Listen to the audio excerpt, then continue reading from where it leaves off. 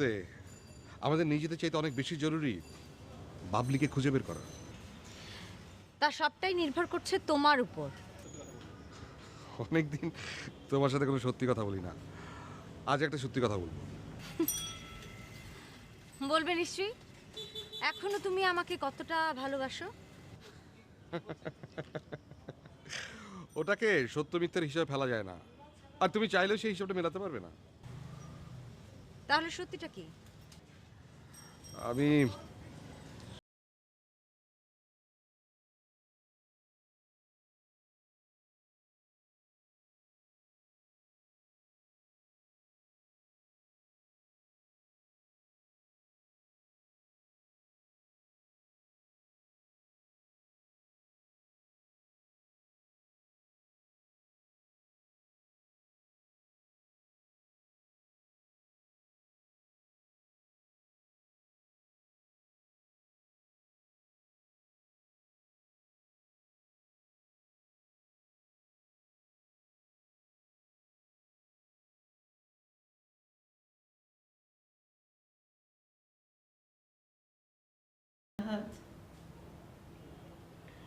এখন তো মনে হচ্ছে বাবলির না ফিরে আসাটাই ভালো।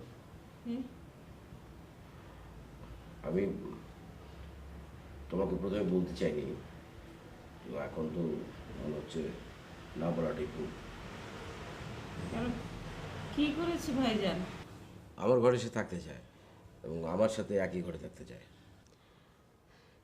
আমিও খারাপ ব্যবহার করে ফেলেছি, যদিও আমার এটা উচিত হয়নি, কিন্তু আমি নিজেকে একদম কন্ট্রোল করতে পারিনি। না না, তুমি এখন উঠবে না, ও ঘরে এখন তোমার যাওয়ার দরকার নেই। এমনিতে একটা বাড়তি ঝামেলা চলছে, তার মধ্যে আর একটু উটকো ঝামেলার কোনো দরকার নেই। তুই কোথায় থাকবি? আমি কয়েকদিনের জন্য কোনো হোটেলে গিয়ে থাকবো। নিজের বাড়ি থাকতে তুই হোটেলে থাকবি?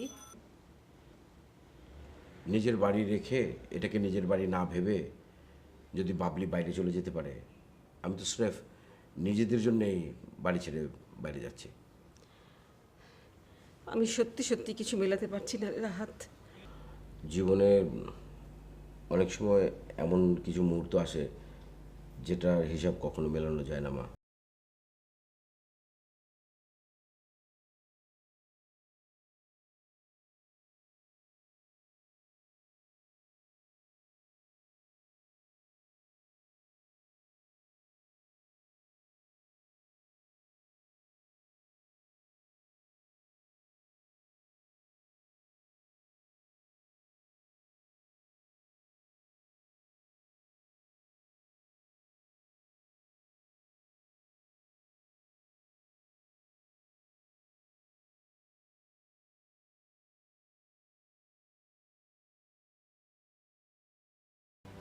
কেন?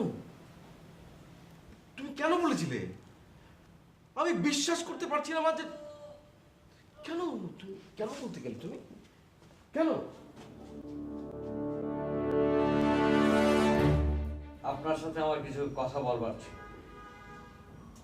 সেটা আপনার বসে থাকা দেখে আমি বুঝেছি। মোচা মেরে কথা বলার অভ্যেসটা আপনার এখনো আছে দেখছি। আপনি তো প্রায় 10 বছর পরে আমাদের বাড়িতে এলেন, তাই না? হ্যাঁ, আমাদের মতো মফস্বলের লোকেরা ঘন ঘন এই শহরে না আসাটাই ভালো। আর থাকে বাজে তর্ক করে লাভ নেই। আপনি কি যেন বলতে চাইছিলেন? বলবার আগেই আপনি আপনার নিজের জায়গাটা তৈরি করে নিলেন বুঝি। আর দেখুন হায়দার সাহেব, আপনারা আমার ব্যবহার নিয়ে যতই বিরক্ত হন আর আড়ালে যত কথাই বলুন না কেন, আমি বিশ্বাস করি এটা আমার কর্তব্য। সেটা আপনার বিশ্বাসের জায়গা, আমি সেখানে বাধা দেবো কী করে?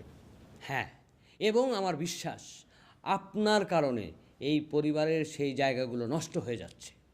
কোন জায়গাগুলো? কর্তব্য। আরে বাড়িতে অসুস্থ মা পড়ে আছে আর আপনার ছেলেমেয়েরা গভীর রাত অবধি বাড়ির বাইরে থাকে। ও, এই একটা শব্দে তো সব কিছুর সমাধান সম্ভব না হায়দার সাহেব। তাহলে হয়তো আমি আমার ছেলে মেয়েদের ঠিক মতো মানুষ করতে পারিনি। নিশ্চিত। তা না হলে আপনার ছেলে রাহাত এসে আমার সাথে এভাবে কথা বলতে পারতো না। নারায়ণ মাতলুক্রম, কথাটা জানেন নিশ্চয়ই। আবার ঘুরিয়ে আমার দিকেই তীর ছুঁড়তে চাইছেন। দেখুন, আপনার ভাগ্নে সম্পর্কে আপনি যা কিছু ভাবতে পারেন, চাইলে যা কিছু বলতেও পারেন, কিন্তু এর মধ্যে মধ্যে আমাকে জানাটা ভালো হবে না। এতদিন ধরে আমার ধারণা ছিল আপনি শিক্ষিত লোক।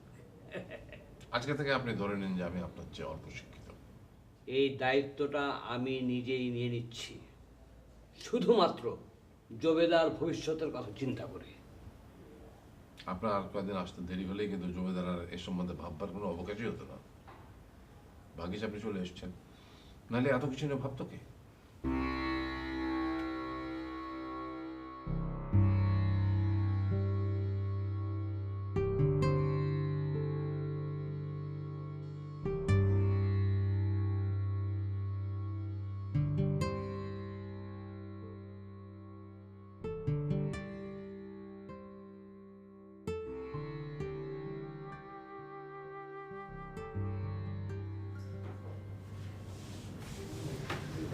একটু সময় লেগে গেল, দুঃখিত।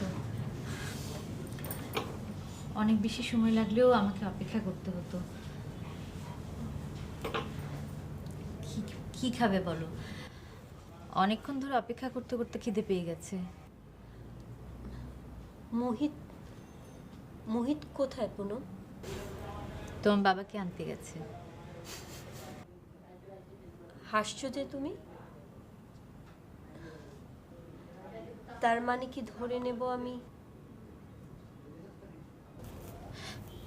চম্পা, শেষ পর্যন্ত তোমাদের দুজনের মাঝে আমি কেমন বোকার মতো আটকে পড়েছি দেখতে পাচ্ছ?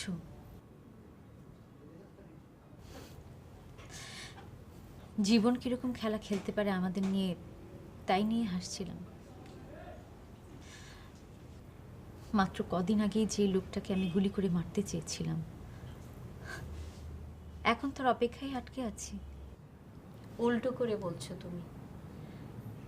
আজ এই মুহূর্তে তোমার অপেক্ষাটা শুধুমাত্র বাবলির জন্য। চম্পা, চম্পা, তুমি বাবলিকে ছেড়ে দেবে তো? আমাদের সমস্ত কিছুর সাথে ওই মেয়েটার তো কোনো সম্পর্ক নেই। এমনকি আমি তোমার বাবাকেও আটকে রাখিনি। এসব কথা আমাকে কেন বলছো তুমি? মোহিতকে আমি জানি তুমি আমার থেকে অনেক ভালো চেনো, তবে আমি এটাও জানি যে মোহিত আমার বাবাকে খুঁজে পায়নি, আর সেই খোঁজটা নেয়ার জন্যই আমার এতটা সময় লাগলো। পুনঃ অবাক হচ্ছ তাই না? মোহিত কত সুন্দর করে মিথ্যে কথা বলতে পারে, সেটা তো শেখাতে হবে না, তাই না? তাহলে তুমি কেন মোহিতকে ফোন করে বললে তোমার বাবাকে নিয়ে আসতে? শুধুমাত্র বাবলিকে বাঁচানোর জন্য। আমি বাবলিকে কথা দিয়েছিলাম এসব নোংরা পরিবেশ থেকে ওকে আমি মুক্ত করব, শুধু তার জন্য। কোথায় লুকিয়ে রেখেছো তুমি বাবলিকে? বাবলি আমার কাছে নেই পুনঃ। বিশ্বাস যদি করো, স্রেফ আমি বাবলিকে পালিয়ে যাওয়ার জন্য সাহায্য করেছি, মোহিতের কাছ থেকে বাঁচানোর জন্য, এর বেশি কিছু না।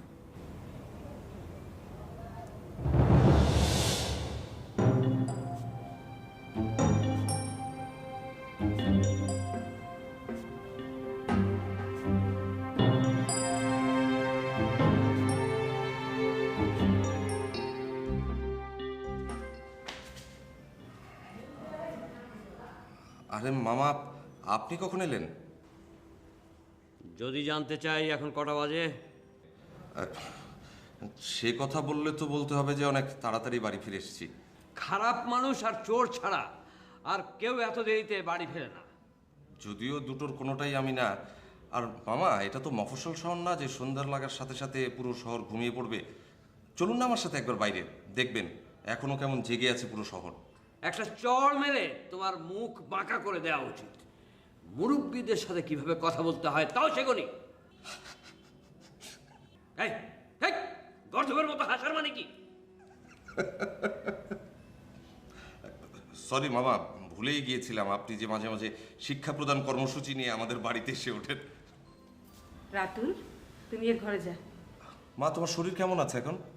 ভালো, তুই ঘরে যেয়ে তোর হাত মুখ ধুয়ে নে, আমি আসছি। ঠিক আছে, তাহলে নিজের ঘরেই যাই। বাবা, ঘরের ছেলে জানেই না তার মা কেমন আছে। ভাইজান, আপনার সঙ্গে আমার কিছু কথা ছিল। তোমার এখন বিছানা ছেড়ে এইখানে উঠে আসবার কারণটা কি জবেদা? বললাম যে আপনার সাথে আমার কিছু কথা বলা দরকার ছিল। সেটা তো তুমি আমাকে বললেই আমি তোমার ঘরে যেতে পারতাম। মুরব্বীদেরকে এইভাবে ডাকাটা কি ঘরে ঠিক হবে? বাহ বাহ বাহ, সুন্দর কথা। তা এত সুন্দর কথা তুমি তোমার ছেলে মেয়েদের শেখাতে পারোনি কেন? যেটা এতদিন শেখাতে পারিনি সেটা আর এখন আপনাকে নতুন করে শেখানোর কোনো দরকার নেই ভাইজান।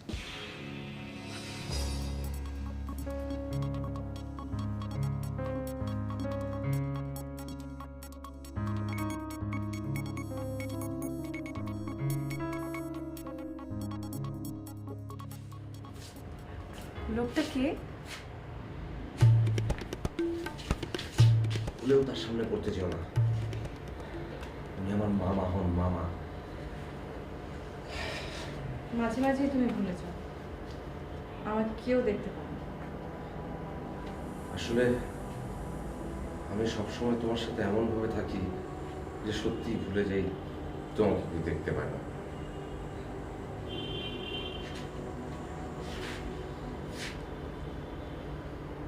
এটা ঠিক না তো। কোনটা ঠিক না?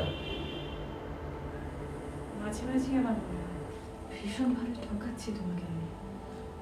হ্যাঁ, তা তো ঠিকই। যেখানে সেখানে নিয়ে যাচ্ছ, সবাই আমাকে অপদস্থ করছে, তবুও কিন্তু আমি তোমাকে ভালোবাসি না। সেটাই তো ভয়ের কথা। এত কিছুর পরেও কারো তো ভালো লাগার কথা ছিল না। তার মানে এগুলো তুমি ইচ্ছে করে করছো আমার সাথে?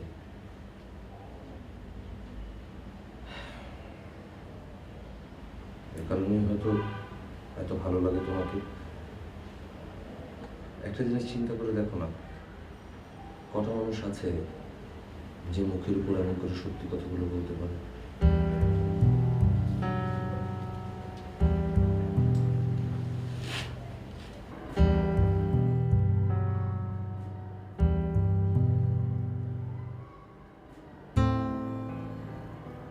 মৃত মানুষ মিথ্যে বলে না রাতুল। তোমাকে এটা মেনে নিতে হবে। তোমাকেও এটা মেনে নিতে হবে যে আমি একটা মৃত মানুষের প্রেমে পড়েছি, ব্যাস।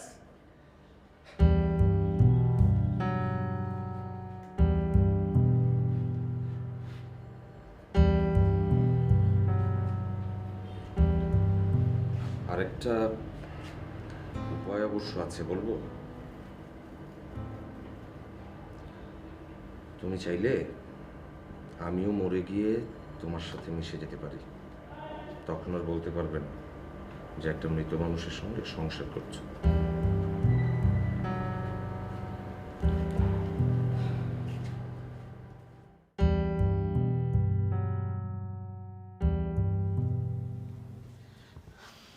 কেমন আছেন মামা? কাল রাতে তো আপনার সাথে দেখাই হলো না। আমি জানি এত রাত পর্যন্ত বাইরে থাকা আপনি পছন্দ করেন না, কিন্তু এমন একটা ঝামেলা হয়েছিল যে। তুমি ভালো আছো তো? জি। আপনারা সবাই, মানে মামি, ভাইয়া, আপা, তারা সবাই ভালো আছে? আছে, আল্লাহর রহমতে ভালোই। অনেকদিন কারোর সাথেই যোগাযোগ নেই, কেউ তো আর আজকাল এদিকে আসেও না। ভাবছি একবার। আমার একটু তাড়া আছে পুনম, নিশ্চয়ই পরে তোমার সঙ্গে কথা হবে। কেন, কি হয়েছে? কোথাও বেরোচ্ছেন বুঝি? আমাকে সকালের বাসটাই ধরতে হবে। মানে কি, আপনি ফিরে যাচ্ছেন? কালই তো এলেন, অথচ আজই ফিরে যাবেন মামা? এটা কেমন কথা হলো? সেটাই তোমাদের সবার জন্য ভালো হয়। আমি ঠিক বুঝতে পারছি না মামা। গরিব মানুষ আবার মানুষ নাকি? তাদের সব কথা বুঝতে হয় না। এটা আপনার রাগের কথা মামা। কি হয়েছে বলবেন তো? সারা জীবন মনে থাকবে, আমার নিজের বোন আমাকে বাড়ি থেকে তাড়িয়ে দিয়েছে। আশা করি আমি মরে গেলেও আমার ছেলেমেয়েরা সে খবর তোমাদের বাড়ি যেন পৌঁছে না দেয়। আপনি কোথাও যাচ্ছেন না মামা।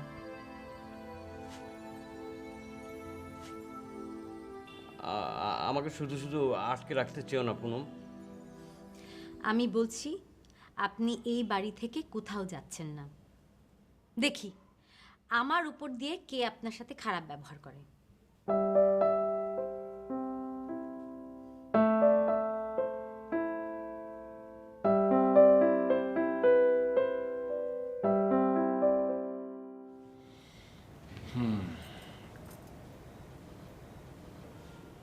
শুনলাম তোমার ভাই নাকি চলে যাচ্ছে, হঠাৎ আবার কি হলো? কালিনা সব বড় বড় কথা বললো, একেবারে হঠাৎ করে এসে নিয়ম রক্ষার অভিযানে নেমে পড়লেন। সেই জন্যই চলে যাচ্ছে। অভিযানে ব্যর্থ হয়েছেন বুঝি? তা আবার এক রাতেই? যাক বাবা, নিজেই তো বুঝতে পেরেছেন, তাতেই আমাদের খুশি। আমি তাকে চলে যেতে বলেছি। তোমাদের সবার এত বিরক্তি তৈরি করে লোকটার এখানে থাকার কোনো দরকার নেই। আমি কিন্তু তোমাকে বললাম তো, আমি তাকে আসতে নিষেধ করে দিয়েছি। সাথে এও বলে দিয়েছি যাতে আমি মরে গেলেও আর কোনোদিন সেই বাড়িতে না আসে। কাজটা তুমি খুব খারাপ করেছো মা।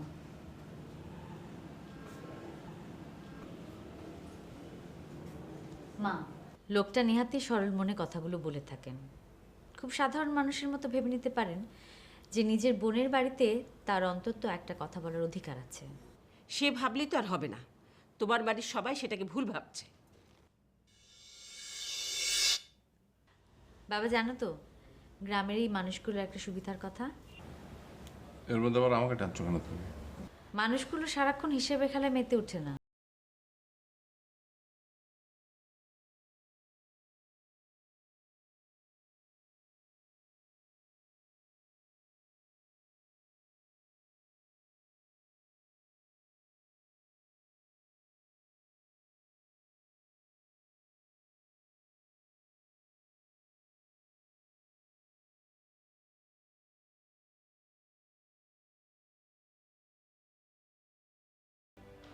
ঠিক তেমনি মোহিত আসার পর যেমন তারা ভেবেছিল।